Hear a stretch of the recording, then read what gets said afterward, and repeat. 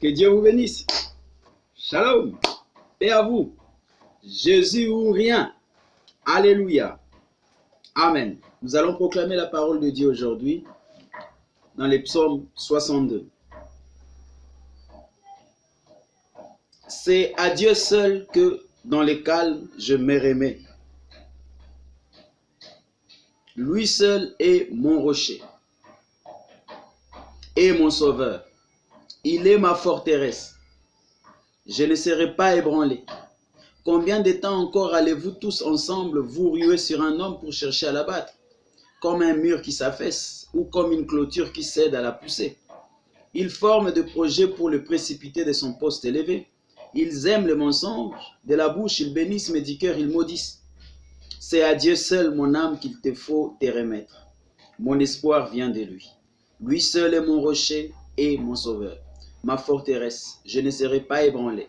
Auprès de Dieu se trouve mon salut et ma gloire. Mon rocher fortifié, mon refuge est en Dieu. Vous les gens de mon peuple, ayez confiance en lui. Instant après instant, ouvrez-lui votre cœur. Dieu est notre refuge. Amen. 1 à 9. Amen. Dieu est notre refuge. Alléluia. Aujourd'hui, c'est lundi, c'est un jour de motivation. 15 bonnes minutes de motivation. Alléluia. Nous lisons Romains 15, verset 4. Or, tout ce qui a été consigné autrefois dans l'Écriture l'a été pour nous instruire, afin que la patience et l'encouragement qu'apporte l'Écriture produisent en nous l'espérance. Amen. Alléluia. Mon frère, ma soeur, tu n'as pas besoin d'un coach. Tu n'as pas besoin d'un coach du monde. Ces coachs du monde, ces gens qui parlent du développement personnel. Tout est dans l'Écriture pour toi. Tu n'as pas besoin d'un coach. La parole est ton coach. Le Saint-Esprit est ton coach. Amen. Je voulais dire ces coachs du monde, en fait. Tu es chrétien. C'est dans la parole de Dieu que tu dois trouver le réconfort, l'encouragement, la motivation. Amen. Tu ne sais plus avancer, c'est dans l'Écriture. Tu as besoin d'être boosté, c'est dans l'Écriture. Tu es fatigué, c'est dans l'Écriture. Tu ne vois pas comment commencer ou faire, c'est dans l'Écriture. Prie, le Saint-Esprit te guidera. Alléluia. Ainsi, par la grâce de Dieu, chaque lundi, nous apportons une motivation. Amen. Aujourd'hui, nous allons parler, donc dans l'Écriture, aujourd'hui, le Saint-Esprit m'a encouragé en ceci. Je vais dans les psaumes 78, verset 41. C'est « Ayez foi en Dieu, ne limitez pas Dieu. Aie foi en Dieu, Roméo, ne les limite pas. » Voilà. Psaume 71, verset 41, je vais lire dans 3 Bibles. Dans le second, il est écrit « Il ne sert point de tenter Dieu. » Psaume 78. « Il ne sert point de tenter Dieu et de le provoquer. » De provoquer le Saint d'Israël. On parle d'Israël. Combien ils ont été un peuple au cou roide. Ils n'ont pas cessé de défier Dieu. Ils n'ont pas cessé de tenter Dieu et de le provoquer.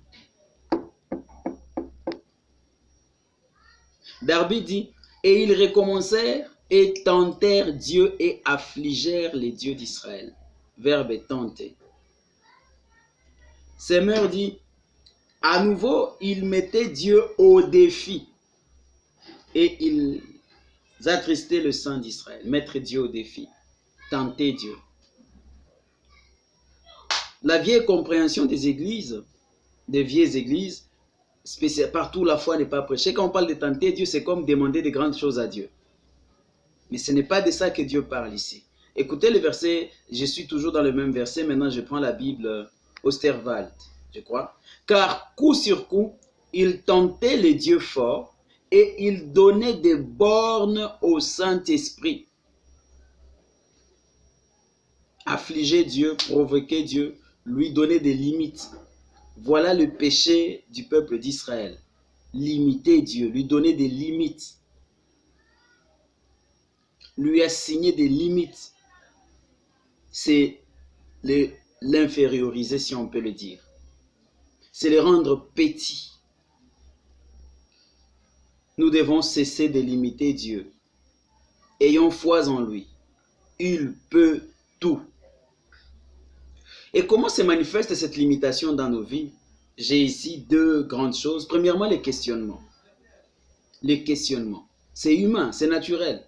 Mais du moins, malheureusement, c'est par cette manière-là, c'est par ces biais-là que nous arrivons à limiter Dieu. De l'incrédulité, du doute, à partir des questions. Regardez, en se posant la question d'où est-ce que cela viendra, comment cela se fera-t-il, quand cela se fera, ces questionnements-là,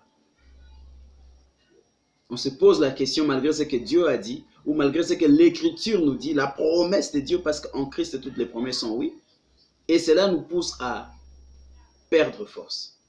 Et là, nous les limitons. Luc 1, on prend l'exemple ici, Luc 1, versets 11 à 14, et puis 18 à 20, et 36 à 37. C'est le cas de Zacharie, le papa de Jean-Baptiste. Il a limité Dieu, et vous savez ce qui s'est passé. Alors un ange du Seigneur apparut à Zacharie et s'étend debout à droite de l'autel de parfum. Oh, il était dans l'endroit convenable. Il était devant l'autel de parfum. Il faisait monter l'encens dans les actions de grâce. Zacharie fut troublé en le voyant et la frayeur s'empara de lui. Mais l'ange lui dit, « Ne crains point Zacharie, car ta prière a été exaucée. Ta femme Élisabeth t'enfantera un fils et tu lui donneras le nom de Jean. » C'est grave parce qu'on dit que sa prière a été exaucée. C'est que pendant longtemps, il a prié que Dieu lui donne un enfant. Dieu l'a exaucé. Et maintenant, Dieu lui envoie un ange, son messager. Il peut être céleste ou terrestre, mais il vient de la part de Dieu vous annoncer cette bonne nouvelle. Vous avez prié pour quelque chose. Et puis finalement, voilà l'exaucement. Dieu vous a exaucé, il veut vous le faire connaître. Il sera pour toi un sujet, tu lui donneras le nom de Jean, ta femme Élisabeth. T'enfanteras un fils, tu lui donneras le nom de Jean. Il sera pour toi un sujet de joie et d'allégresse. Et plusieurs se réjouiront de sa naissance. Zacharie dit à l'ange, à quoi reconnaîtrai-je cela? Car je suis vieux et ma femme est avancée en âge. Voilà, c'est drôle. En même temps, vous êtes celui qui prie. En même temps, vous êtes la personne qui doute, qui limite Dieu. Il dit, je suis vieux. Et comment reconnaîtrai-je cela? À quoi reconnaîtrai-je? À quel signe? Oh là là. Verset 19, l'ange lui répondit, je suis Gabriel. Je me tiens devant Dieu. J'ai été envoyé pour te parler et pour t'annoncer cette bonne nouvelle. La bonne nouvelle. Alléluia. Et voici, tu seras muet et tu ne pourras parler jusqu'au jour où ces choses arriveront parce que tu n'as pas cru à mes paroles qui s'accompliront à leur temps. Comment n'a-t-il pas cru? C'est par les questionnements. Quand Dieu dit quelque chose, ce que nous devons faire, c'est recevoir cette parole de Dieu. Quand l'Écriture promet quelque chose, vous êtes dans un problème financier, vous êtes dans un problème de santé, vous êtes dans un problème dans votre marche avec Dieu, de sanctification, de consécration à Dieu, quel que soit le problème. Il ne faut pas limiter Dieu. Alors vous cherchez la promesse dans la parole de Dieu, liée à votre problème. Trouvez une parole, priez, Seigneur, conduis-moi, aide-moi. La Bible est votre, sondez-la. Et vous trouvez cette promesse. Toutes les promesses sont oui en Jésus-Christ. Jésus n'est pas à la fois oui et non. Alors quand vous trouvez cette promesse, qu'est-ce que vous devez faire? Dites, faites des actions de grâce. Amen. Donnez à Dieu des sacrifices, des actions de grâce. Voilà pourquoi je suis en train de faire des actions de grâce le matin et le soir par la grâce de Dieu. Le matin et le soir. Gloire au Seigneur. Dites merci à Dieu. Dites ce que Dieu a dit et dites merci pour cela. Dites merci pour cela. Reconnaissez la grandeur de Dieu. Reconnaissez que Dieu est capable d'accomplir tout ce qu'il a promis. Amen. Et lui, au lieu de donner des actions de grâce à Dieu, il a posé la question. Une question d'incrédulité. Et regardez le verset 36. Voici Élisabeth, ta parente, là c'est Gabriel maintenant qui est parti chez Marie. Voici Élisabeth, ta parente, a conçu elle aussi un fils en sa vie. Et ça c'est 6 mois plus tard. Et celle qui était appelée stérile est dans son 6e mois. Car rien n'est impossible à Dieu. Amen.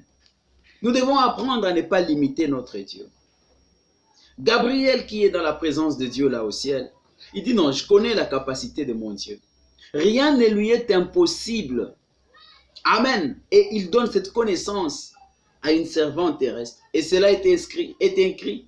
C'est inscrit. C'est écrit pour nous afin que cela nous serve à nous qui sommes arrivés dans les derniers jours d'instruction. Rien n'est impossible à Dieu. Je ne dois pas les limiter. Alléluia. Il ne faut pas les limiter.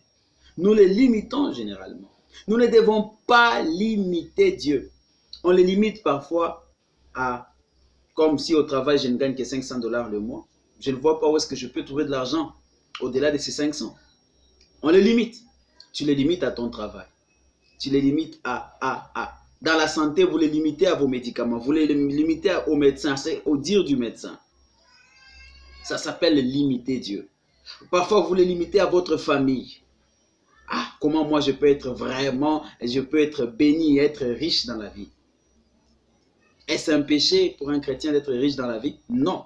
Christ s'est fait pauvre afin que de sa pauvreté nous soyons enrichis. Lui, riche qu'il était, il s'est fait pauvre. Des riches qu'il était, il s'est fait pauvre afin que par sa pauvreté nous soyons enrichis. Dès Corinthiens 8, verset 9, nous parlerons aussi de la foi dans les finances. Que Dieu soit béni.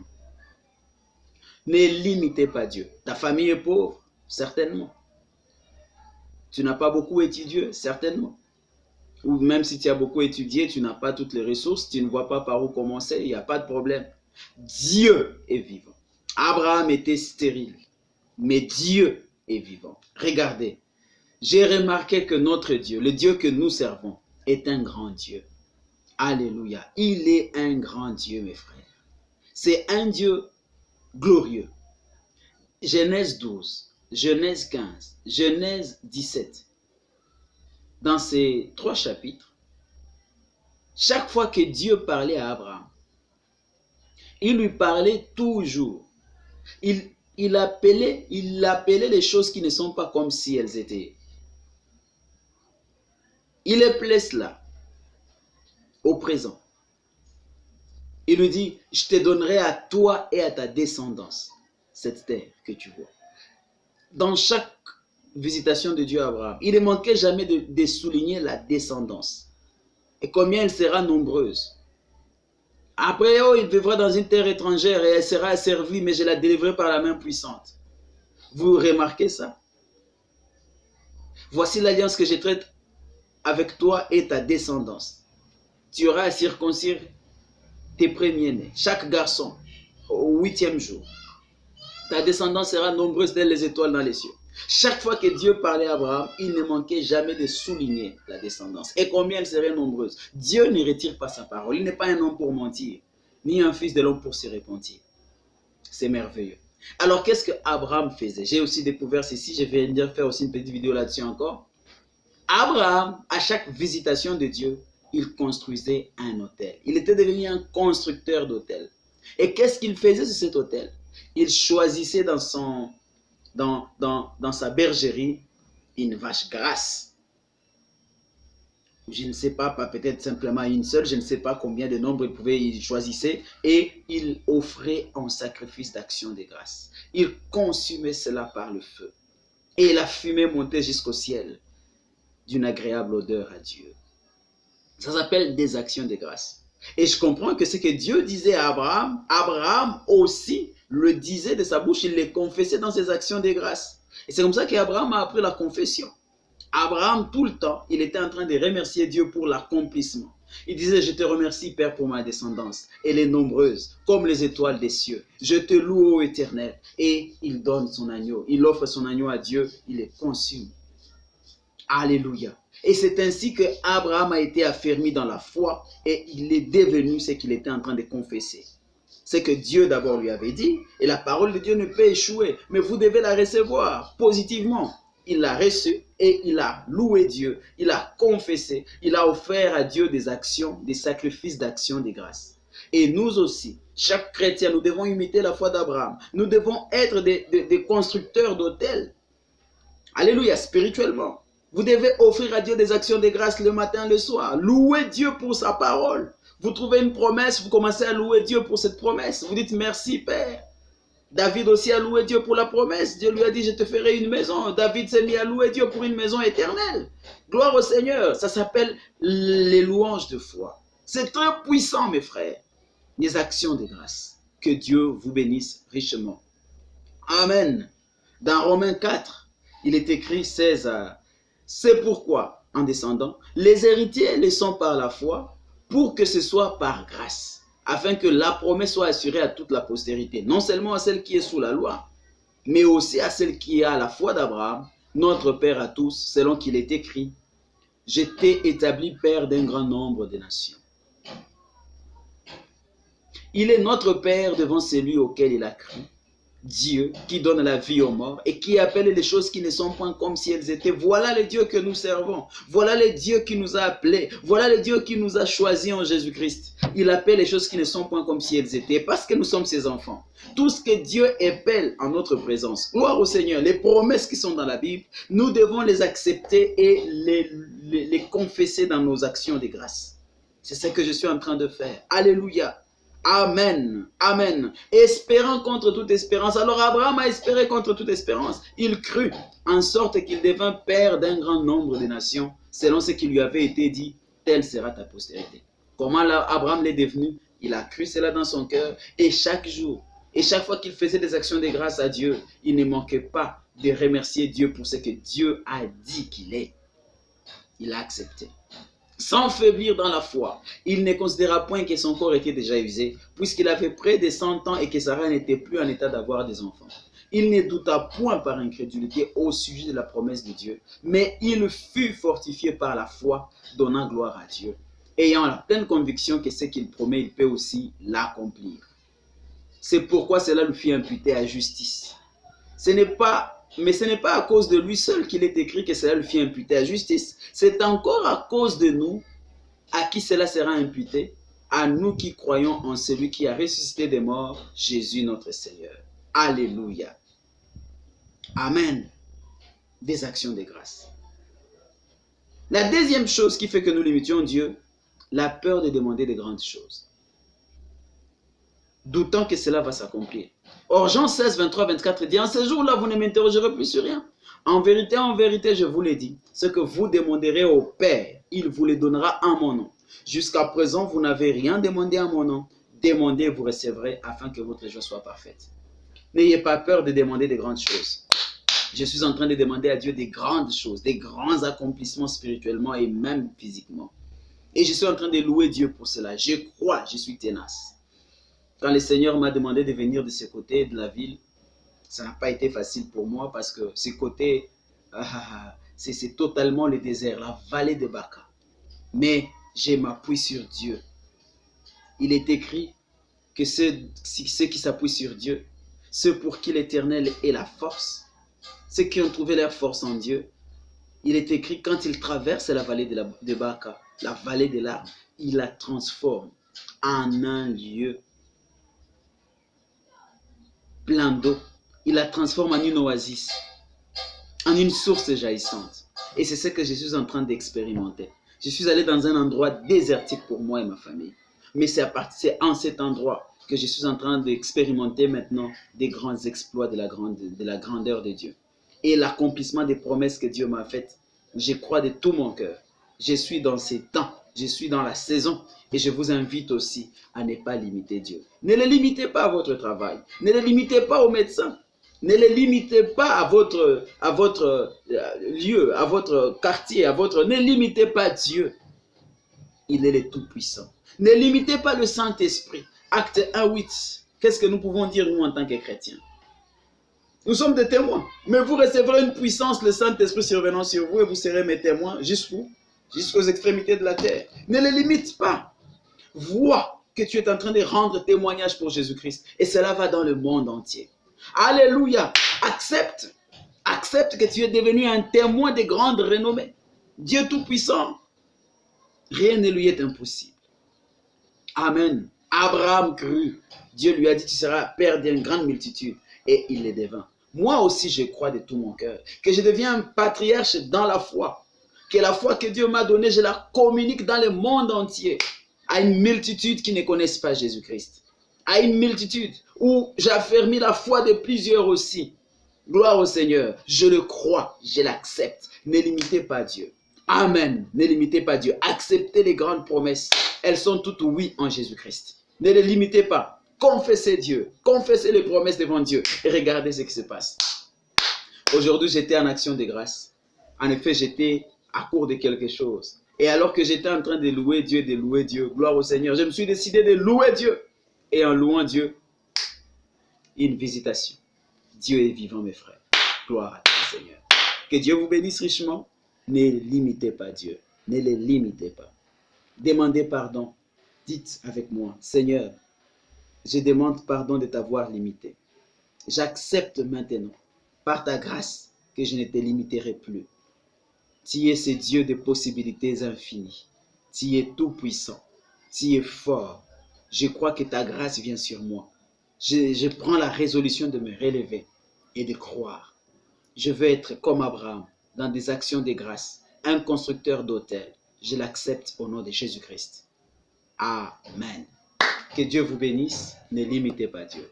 Amen. Tout est possible à Dieu. Rien n'est impossible à Dieu. Amen.